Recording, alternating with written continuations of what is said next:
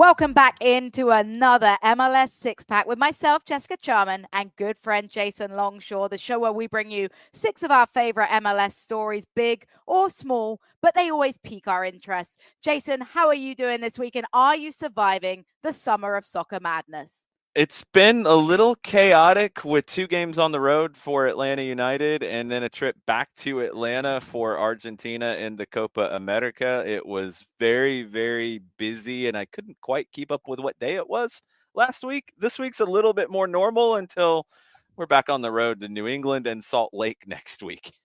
You stay busy, you get a lot of air miles in, but was Copa America everything you dreamed of in terms of seeing Argentina in the building that is in the city that you grew up in?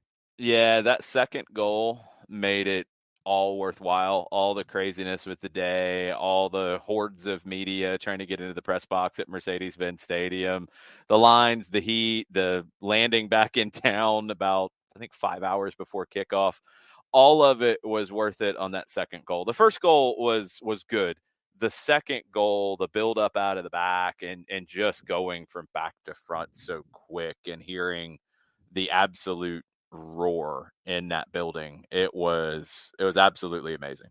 Well, it must be nice to see your team score. I haven't had a country goal to celebrate in 90 minutes of soccer, but that is a story for another day. And if you're interested in some of our summer soccer coverage, of course, you can listen to us on Atlanta Soccer Tonight on 92.9 The Game. But let's get in to Major League Soccer talk, and maybe I'm wearing some blue tinted glasses, but last week we talked about Atlanta United. This week we're going to talk about Charlotte FC and the fact that Patrick Agyemang has stepped up after a little bit of a quiet spell and shown that he is a top striker with 2 goals against a depleted Philadelphia Union. Charlotte FC are in great form right now and climbed as high as 4th in the East, now 5th in terms of points per game. But for Charlotte FC, an impressive run that I've had a really great front seat for. And interesting news coming out of Charlotte today is that Karos Federski is making a stop in Charlotte on his way back from the Euros where Poland were eliminated and will be back in contention once the transfer window opens. How important of an addition is Karos Federski coming back into the fray for Charlotte FC, Jason Longshore? I'm just wondering where he fits in. Charlotte's been fascinating to me watching from a distance, so you have more insight. So I have 3 questions around this topic for you when I finish. But 6-1-3 in their past 10, that is massive for this club and where they are. It's been busy, and I think for every team right now, like, it's hard to generate momentum because of the number of games in a short period of time, and the smallest of things can throw you off. A bad call, an injury, whatever can wreck that positive momentum that clubs get. So just to have that kind of momentum over the last 10 is impressive. I've wondered for a while if it's time for Patrick Agyemang to be that guy, just to be the guy. And I know in this league, we spend our money on forwards, on 10s. I get it. And I know that's the players that are going to score the goals, that are going to win you games and ultimately win you championships. It's a little bit different kind of a league than others where we break out the old cliche about defense wins championships. In MLS, with the way the roster rules are and the way the salary cap is, you've got to hit on your 9s and 10s. But when you can find a 9 in a different way, do you run away from that? And I don't think Charlotte should at this point, but you're going to be better to speak to that than me. I also wish Swiderski, I know he's kind of a 9.5. So he's a fascinating one into, can he fit back into that group? How much was the talk about wanting to go to Europe? And it seemed like there was friction, although the time in Europe didn't go as well as he probably hoped. So does he come back with his tail between his legs? Can he fit into this team? Is he going to get an opportunity to fit into the team before potentially another move? And then I do want to ask you about Philadelphia and just where you saw them in this game. It's been a little shocking to see some of the goals that they've conceded. So 3 things for you. Is Agyemang's time now? Can Swiderski fit as a 10 with this group? I guess, or out wide, but I that seems like more of a stretch. And how broken is Philadelphia in your mind?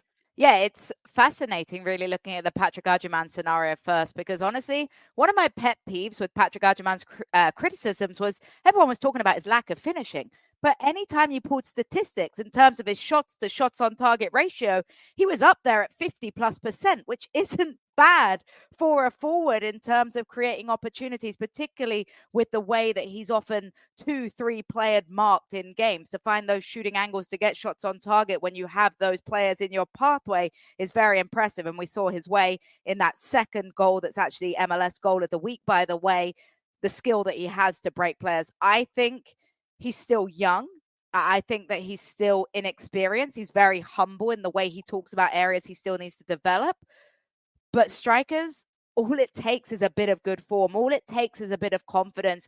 And I think when you look at Dean Smith's history, Dean Smith has a huge role in the development of those forwards, of those number nines, of those true number nines. But Patrick Agyemang's more than that big center forward. You look at him and maybe you expect him to just play with his back to goal, but he has the ability to spin. He has great feet. So I'm excited to see where Patrick Agyemang goes, but I think depth is important. But as I said in my pregame notes that we recorded today for the Houston Dynamo game coming up, this is Patrick Agyemang's jersey to lose right now. And Karol Swiderski coming in obviously breeds competition, which is a good thing to have. He wanted to play more as a number 9. I think some of the tension we saw with Karol Swiderski and Enzo Copetti was he felt like Enzo Copetti came in and sort of took his position. You see him with the Polish national team playing as a second forward. I don't know if that's something Dean Smith utilizes very often, but I think Karol Swiderski gives more opportunity for Dean Smith to switch up the formation.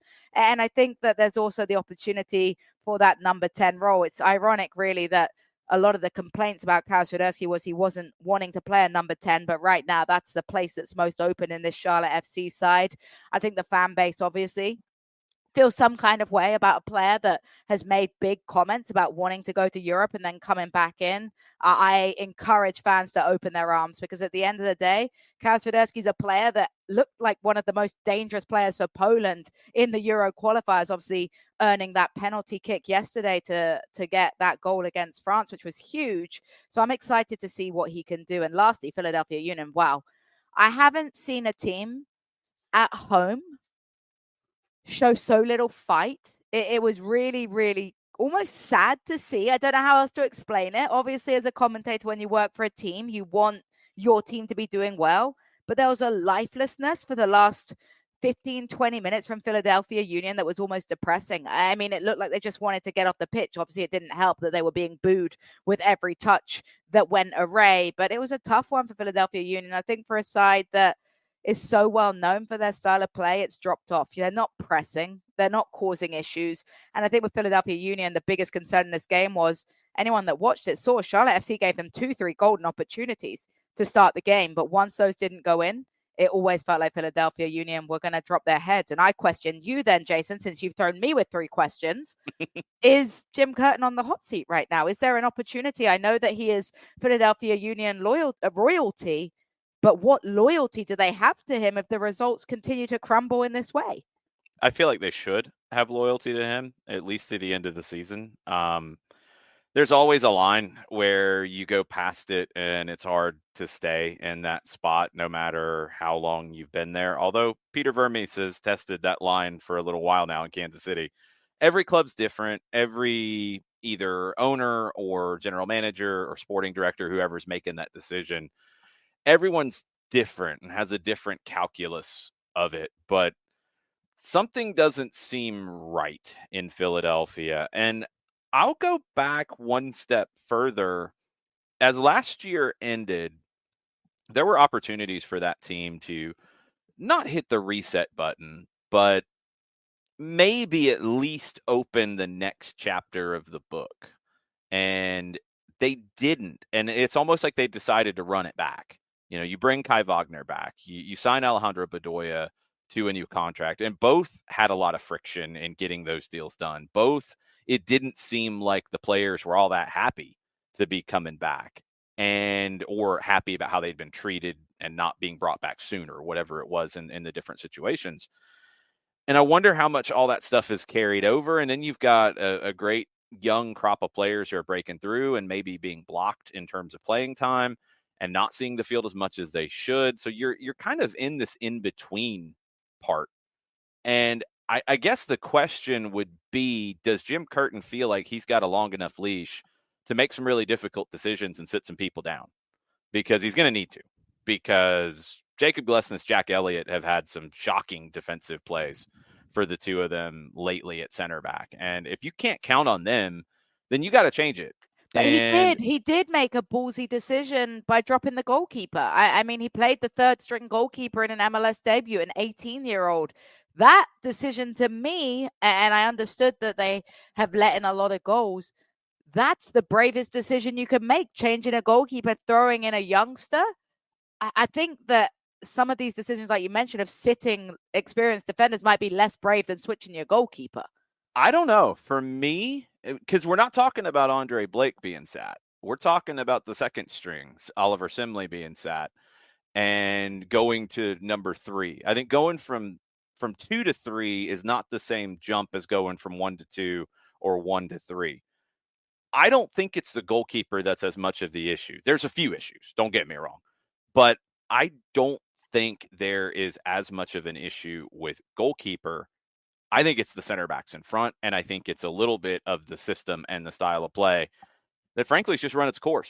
And that kind of leads us into number 2 in the 6-pack. I think the team that is the successor to the Philadelphia way, in air quotes, of how to play, and it's FC Cincinnati. They took it one step further. Yes, they want to be a team that thrives in transition. They make you play transition games. They're difficult to deal with. However, they find a place for a guy like Luciano Acosta. They found a ton of goals out of Brandon Vasquez, and not all the kind of purely transition goals. These guys can play. However, they're dealing with some injury issues. And now it feels like every center back that they turn to either gets called up to a national team in Miles Robinson's case or gets injured in Matt Miazga and now Nick Hagland's case. There's a bar somewhere in there that you have too many injuries to be able to stay competitive. Has Cincinnati crossed that bar in your mind? Oh, it's so hard, isn't it? And anyone that's seen that Hagland tackle, I mean, it's just uncomfortable to see the way that his leg bends in such an unnatural angle. Have we ever seen, and I mean, this is a 2-week of a podcast, but it's crazy to think last podcast in episode 1, we were talking about Cincinnati's injury woes and how bad it was that Matt Miazga might be out and that Miles Robinson's on international duty. And we're talking about Hagland as the support network. And now you lose him. It feels like that centre-back role right now is cursed. And they've only got 3 CBs on the roster, including Ian Murphy, Kip Keller, and London Gado. This is a tough, thin lineup, particularly as they like to play with the back 3. And I think for Cincinnati right now, a lot of the MLS analysts were talking about it, and I tend to agree. They're in a scenario where there's no way this doesn't hurt your back line. There's no way this doesn't hinder your ability to keep clean sheets or keep teams off the mark. Now you rely on something that fortunately FC Cincinnati is good at, which is finishing and creating opportunities. And the player you mentioned again is Lucho Acosta.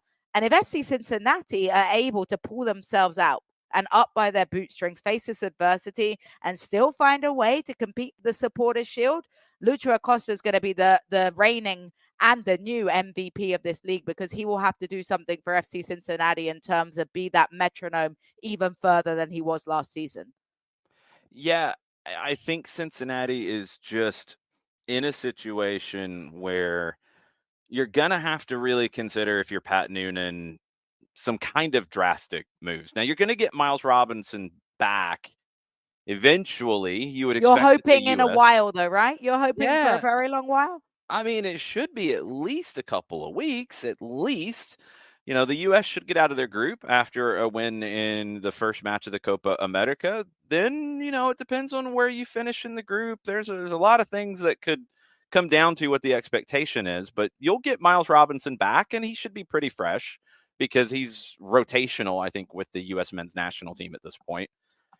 But do you go to 4 in the back? Do you play 2 center backs? Is that too disruptive? Do you move a fullback inside, which is something we're seeing more and more that managers are comfortable doing, especially when playing in a 3. I think it's a lot easier to play a fullback as a third center back on the side than playing as a fullback playing in a two-man center back partnership. That's very, very difficult. So I don't know. I mean, do you have to get more wide open in terms of the games really being transitional and really being track meets and just lean on the attacking talent that you have with Luciano Acosta, with Bupenza, with Yuya Kubo being your utility guy who can play every position? Maybe he plays center back. I don't know. I think Cincinnati has ways to deal with it. But as you mentioned with Philadelphia, do you, if things go poorly, and look, the weekend wasn't great, but if you have a couple of bad results in a row and you know you're beat up and you know you're missing people, does that confidence fade away? We'll see, because this is a team that's always felt in these past couple of years under Pat Noonan very confident in being able to deal with any challenges that get thrown their way. And real quick, before we move on to number 3, Jason, touch on Weston McKennie rumors and what impact that would have. Do you think there's any truth in these rumors? There could be. I mean, it wouldn't surprise me if the question's at least been asked. I don't know if there's validity in a deal getting done. I'm not sure if there's a lot of maybe belief in that side of it, but yeah, you got to make the ask, especially when you're looking at a situation. McKennie's in. I think there's other U.S. men's national team players that are in this where, you know, what's better for them? Is it to be in a European club where, as Weston talked about, when he came back from his loan in England, Juventus made him go dress with the academy players. They didn't even really treat him with much respect. And he had a great season with Juventus this year after dealing with that. So when you get into the situation and you got another managerial change, and, you know, sometimes it's just time to go. But do you go and try to find another spot in Europe at a club where maybe you're not going to get respected in the same way? Or do you make the decision that Michael Bradley made before the 2014 World Cup? He was in a rotational center midfield. I think it was about 5 or 6 guys for 3 spots at Roma. He's going into a World Cup year. McKennie's got another year, but you got to play. And even if Toronto at that time is not Roma, it's not, and that's okay. You're still in a better position playing than sitting with a nicer badge on your shirt. And the fact that you're going to get a large raise in salary plays into it as well. So I know how U.S. men's national team fans get when these things start to pop up, and they need to stop it, honestly, because you can be successful with the national team playing in MLS if the alternative is not playing at a bigger club in Europe. It's about playing at the highest level you can consistently get games in. Minutes are a serious matter, particularly when you're looking to make sure you're in form for your national team. Something that's a little bit less of a serious matter is going to be our number 3, and that is the however meme, the video assistant referee having an impact on the referee making his decision. Filip Dujic is probably the most famous referee in the world right now. I mean, last time I checked, that video from Rob Ussery had 2.3 million views of the VAR decision in St. Louis, ruling out the St. Louis goal. Wasn't offside. However, there was a foul. Jason, you watched that in the moment. Did you and Mike have a little chuckle? Surely you had a little chuckle. I had a huge chuckle. I was cackling when all that happened. I was literally cackling on the broadcast, because for the whole time that this was being reviewed, I was very vocal and very forceful in my opinions about what was going on. Jason Longshore, forceful in opinions? I had no idea. I was trying to be politically correct when I was saying that.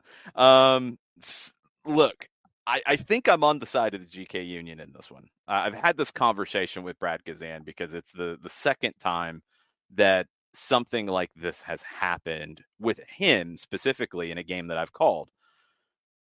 There is I think an interpretation that the Professional Referees Organization uses that is not the world standard, and I'll get into that in a second, about affecting the play from an offside position and affecting the goalkeeper specifically. Pro believes that if you are not purely in the line of sight of the ball, then you're okay to be in an offside position and you're not affecting the goalkeeper. I thoroughly Lame. disagree. So wrong.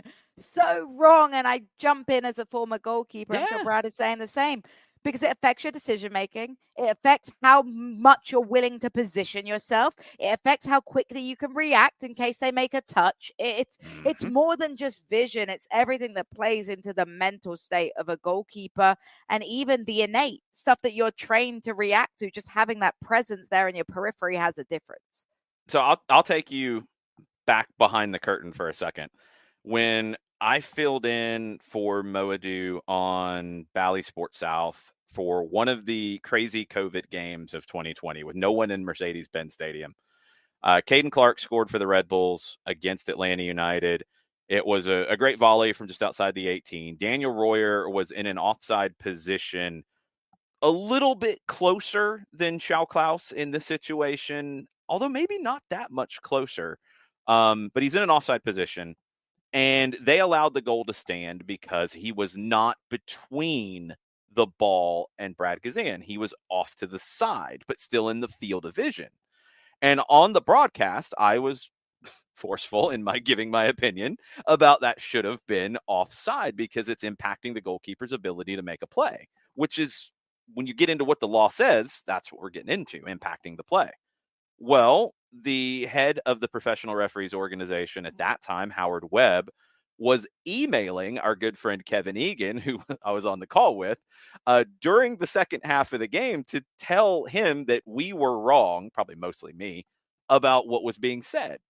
And we broke it down in the post game. We went through the law. We read the law. We went through it. And I said, I do not believe that the interpretation should purely be line of sight. I was highly entertained when a few months later in the Champions League, a goal was overturned in the exact same situation because of the player being in an offside position, not in the line of sight, but affecting the goalkeeper. It was so funny that I saw it and immediately started laughing and flashback to the goal at Mercedes-Benz Stadium. And before I could even fully process it, Kevin Egan is calling me to say, did you see it? Did you see I it? love Did you see it? Like, so this is an interpretation thing. And my assumption is that the video assistant referee, Yunus Marakchi in this case, interpreted this as what Pro, I guess, is still telling their referees to do. He comes in because the goal was not given on the field. The flag went up and they said it was offside. Then the VAR gets involved and they decide that no, it's not offside. My assumption is that Marakchi, and I hope we get video of it, I don't know if we will, that Marakchi said, well, he's not in the line of sight, so he can't be offside. He's not impacting the play. What was hilarious about it is I really do wonder if the referee, Filip Dujic, was like, oh, okay, well, then let's go back and look at that foul at the beginning of the sequence because I saw it in live time and I didn't call it a foul, but I don't like where this is going, so maybe it is a foul, so we wipe the goal away still. They got the Whatever he decision right. decided, Jason, he loved it. He Oh, milked he enjoyed every it. moment of that, however, and the fans behind him have to be the funniest part where they Yes. cheer, and then he's like, the wag of the finger of no, no, no, no, no.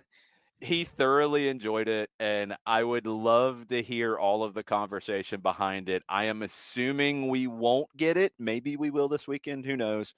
They got the call right in the wrong way. It's like when you had to show your work doing an algebra problem and you got there or you had the right answer, but you couldn't exactly explain how you got to it. That's kind of how this one went. So it was a mess. The goal shouldn't have stood. They got it right on the field initially. And it goes back to something that we've talked about for a while in that video assistant referees need to be more careful when they intervene, especially on judgment calls that the referee has a better referee in the AR in this case, have a better way to come to that conclusion. 100%. Referees, we just need to let them be trusted a little bit more, I think. The re-refereeing of the game is a problem with VAR.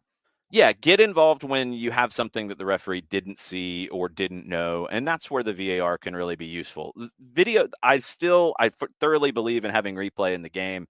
I think it is about the training and the implementation, not the actual technology. That's the issue. Somebody who, it does not matter what kind of technology you throw at this guy, he always scores goals with every club that he's been at. It's our number 4 in the six pack, Kei Kamara. This guy has scored 146 goals now in the MLS regular season, passing Landon Donovan. He's second all time. I feel like he's played for every team in the league except for the 2 teams that we work with in Atlanta and Charlotte. And he keeps doing it. It's, you think he's done, and he pops up with LAFC and he keeps getting goals. Just an incredible thing that Kei Kamara has been able to do. And LAFC this season, maybe for those of us on the Eastern Conference side, we haven't seen as much of them, but they have been very, very good as of late. And they're just plodding along. They're plodding along. And I think sometimes when we're on the Eastern Conference, like you say, we turn a blind eye because a lot of our focus is on the East, but they're a team to be reckoned with. And I think with Kei Kamara, what impresses me so much with his ability is that you'd think by now people would have figured him out. I mean, you'd think by now you might try and find ways to stop him scoring, but he's got that ability, that innate ability to just keep finding the perfect runs to give yourself opportunities. And I liked what he said in his post-game interview about why LA is so special to him, coming home and scoring the goal. And I mean, 6-2, the victory, not a bad result for LAFC. Not at all. And Luchi Gonzalez ends up losing his job in San Jose after this result. One of the other cool things that Kei said after the game, because Wondolowski, the San Jose legend, is number 1 in league history. These are 2 guys that are from Division II college soccer.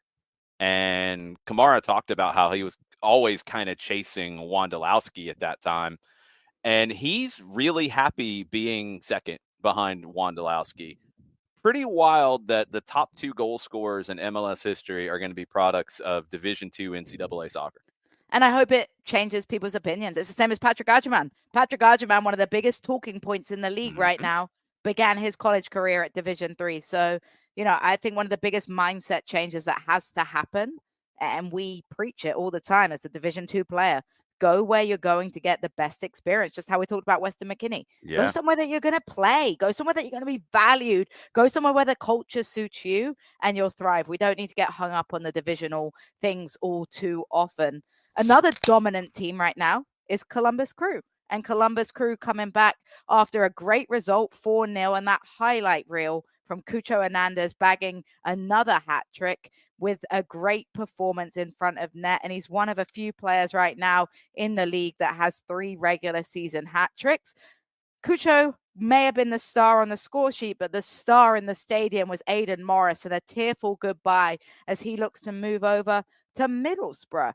89 for 89 passing, literally a perfect way to end, also getting an assist now on one of those goals. So Aidan Morris, a player that you always told me was going to be a star. Middlesbrough, how do we feel about that transfer? If it's a stepping stone, I guess. I think MLS is still in a really interesting spot with guys like this who are products of a club's academy, young, up-and-coming American players who sometimes have 2 things working against them in terms of perception. They're from the United States, which there are still parts of the world that don't really value players from the U.S. And then the fact that he's coming from an MLS academy, there's still leagues and parts of the world that don't value what MLS can do for players. Not everywhere, and not every coach or general manager or technical director in every league has these feelings, but they're still out there. So sometimes you have to go and prove it somewhere else on top of what you've done here to really turn the heads that you should be turning. Aidan Morris is going to be, and I think England suits him. I just think he could probably have waited and maybe gotten a little bit better first move. And that's the only real concern here is, does he get the spotlight that he deserves there? Does he get treated the way that he should? Does he get to play? Does the system suit him? Because The system in Columbus is about as good as we have seen in Major League Soccer in a long time. I think what Wilfried Nancy is doing is just unbelievable, with not really the prototypical dominant kind of MLS roster. Cucho's a brilliant signing, and going and getting Diego Rossi to replace Lucas Zelarayan last summer, great work by that front office to bring him in. These are guys who, Miami probably wouldn't go get. These are guys that, Rossi was in LAFC, but, the LA Galaxy, who've gone out and got stars over the years. I don't know if they would necessarily be all that excited about these kinds of guys. But then you supplement it with homegrowns like Aidan Morris, with a guy like Sean Zawadzki, who I think is the most underrated player in the league in terms of everything that he can do. And a guy like Steven Moreira, who was a fullback and a pretty good one, but not gonna blow you away, who's turned into that third center back moving inside, and it's just suited him so well, to the point that he's going to his national team at AFCON and saying, hey, we could do this. Hey, we could try this. This is what I do here. This could work. It's amazing. So my only concern with Aidan Morris going to Middlesbrough is, does he lose the momentum being such a perfect part of what Wilfried Nancy has bought in Columbus? Or could he have waited maybe till after the Olympics, maybe one more season, and landed in a better spot? I'm not sure. I don't know if we'll know the answer to that until we see him for a little while at Middlesbrough, but I hope he gets the love that he deserves there, because you saw it in Columbus, and he's a player that could be a very important part of the U.S. men's national team for a long time.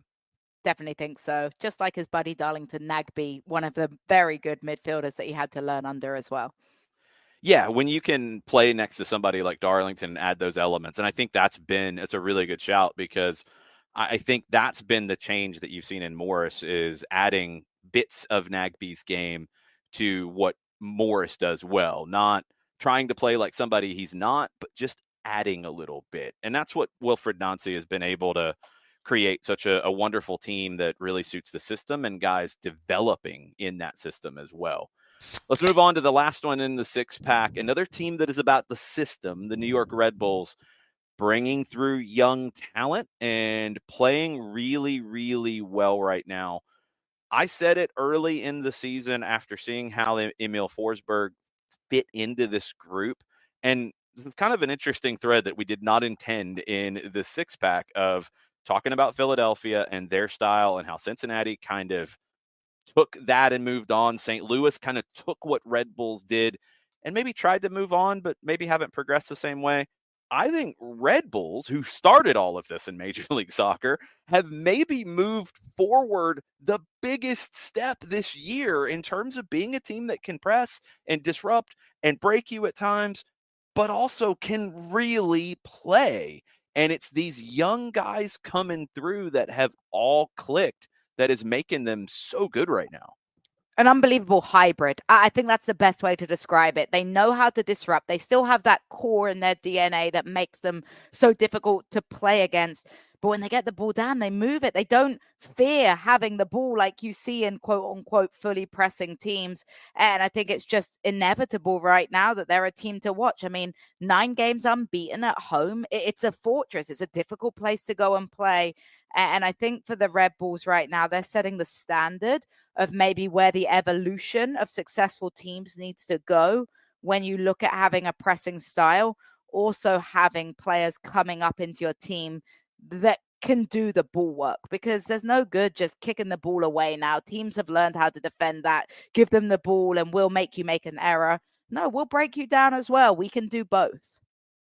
It took Cameron Harper a little while to get into this group and fit, and I think he's finally starting to get there at 22. He went to Celtic young, didn't really get the time that he deserved there. Wickham and Carmona is another player that I've liked for a long time. Had a chance to see him with New York Red Bulls too over the years. When you develop young talent, and I think clubs in the league, maybe it's half and half in terms of teams that actually do it well. Then if you do it well, there's another step to it. You have to actually trust them. And sometimes that's hard to get to because we're going to go out and we're going to spend our money on guys who have been there, done that. Kids have to get an opportunity to play, and not a game here and a game there. They've got to get a run of games before you see, can I trust this guy? Can I really roll with this guy? And in Atlanta on this last road trip with 4 points out of a possible 6, you had 5 homegrowns on the field finishing those games. Red Bulls are going through this process kind of in a second generation of whether it's young guys through the academy or young guys that they brought in and they've given some time. Now you got a core. Now you got a gang. Now you got a bunch of guys that really believe in what you're doing. You can add a Forsberg on top. You can add a Lewis Morgan on top, and you're going to get success out of it. You mentioned the hybrid. I'll end with kind of this is I think in the world right now, we saw for a long time like a complete separation in teams that press and teams that want the ball. I feel like on both sides of that, they're coming more to the middle. The pressing teams are realizing I got to have the ball some, or teams are just going to kick the ball at me and then I got to play and I'm not built to do that. And I think we're seeing some teams in MLS that haven't quite understood that yet. The flip side is a team like Manchester City and others that we want the ball. That's our identity. That's how we are formed. But when we don't have the ball, we need to be ruthless in pressing. We need to counter press. We need to win the ball back. We need to have elements of that. Maybe we don't need 60% of the possession in some games. Maybe it's more like 55, 54, 53, because the transition moments, and this league especially, is so transitional in terms of those highlights. You think back to the highlights that you see around the league in a given week. So many transitions, whether it's because of pure pressing and it's a short transition, whether it's kind of a manufactured transition, trapping somebody in the middle third, or whether it's just that transition of once you get into the middle third, going with pace into the attacking half. Transitions are really what's driving the game right now. And however you get there, if it's coming from a purely, I don't want the ball, but I need to be okay with the ball when I have it, or I want the ball, but I need to be okay when I don't have it and be defensive and win the ball back quickly. That evolution is just fascinating around the world right now. And I think we're seeing a lot of it play out in MLS. And I have no doubt we'll be digging deeper into transition next week on the MLS Six Pack. But for now, we are wrapping things up. Jessica Charman, Jason Longshore, we're thrilled to bring you MLS Six Pack, and we'll be back next week for more. Cheers. Be sure to recycle, folks.